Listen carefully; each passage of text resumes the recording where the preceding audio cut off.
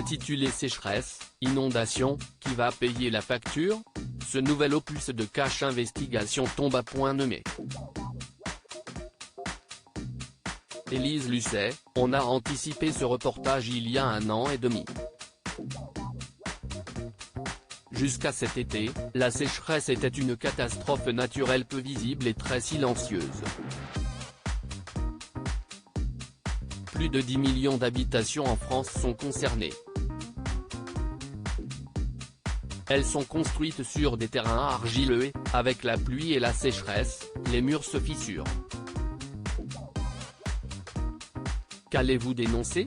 On s'est rendu compte que plus de 50% des sinistrés dans les communes reconnues catastrophes naturelles n'étaient pas indemnisés.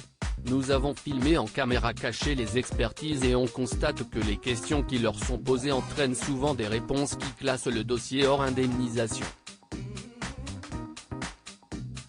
Quelles sont ces questions? L'assureur demandera quand sont apparues les premières fissures dans la maison. Le sinistré donnera une date antérieure à la catastrophe naturelle, et donc il ne sera pas indemnisé. Est-ce légal? Oui, ça l'est.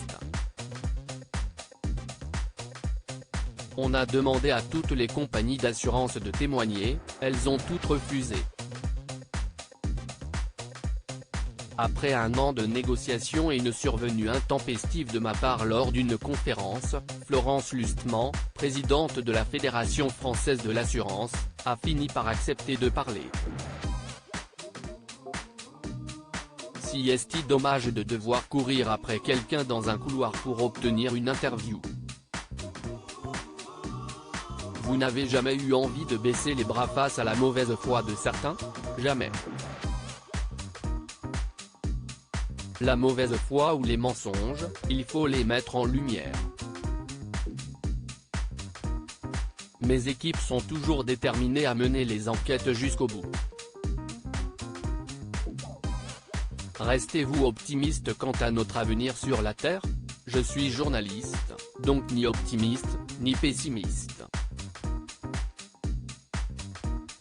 Mon boulot, si est de regarder les choses évoluer et d'informer le mieux possible les gens. La nouvelle génération ne veut plus faire d'enfants. La comprenez-vous? Ma fille de 15 ans pense ainsi et je la comprends.